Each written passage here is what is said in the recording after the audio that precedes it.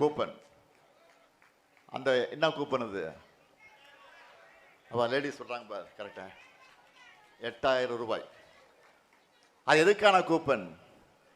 இல்லத்தரசிகளுக்கான உங்களுக்கு தேவையான வீட்டு உபயோக பொருளை உங்க ஊர்ல உங்களுக்கு விருப்பமான கடையில் உங்களுக்கு பிடிச்ச மாதிரி வாங்கி கொள்வதற்கான கூப்பன். புது பொருளா அல்லது பழைய பொருளை கொடுத்துட்டு எக்ஸ்சேஞ்சா, எல்லாமே உங்க சாய்ஸ் தான். இப்போ புடவை கடைக்கு போறீங்க, ஒரு புடவை எடுக்க ஒரே ஒரு புடவை ஒரு 300 ரூபா 400 ரூபா 500 ரூபா இப்பெல்லாம் ஏறி போச்சு. 1000 ரூபா வரைக்கும் புடவை வந்துருச்சு. ஒரு புடவை எடுக்க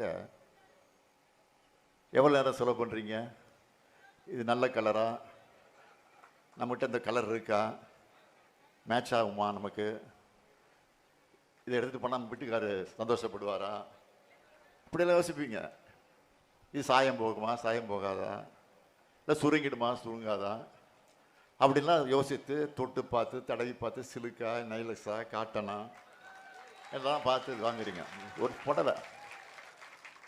ஆனால் இன்னைக்கு உங்கள் வீட்டில் பயன்படுத்துவதற்கு washing machine, fridge, TV, grinder, mixie, microwave oven, மின் அடுப்பு, இது போன்ற எந்த பொருளையும் நீங்கள் வாங்கிக்கலாம்.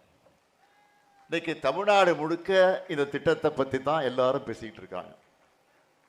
திமுகவோட நட்சத்திர பரப்புரையாளராக இந்த இல்லத்தரசி வாக்குறுதி மாறி இருக்கு. இன்னைக்கு இப்படி ஏராளமான வாக்குறுதிகளை இதில் கொடுத்துருக்குறோம். நாங்கள் சொன்னதை செய்வோம். ஏன் செய்வதைத்தான் சொல்லுவோம்.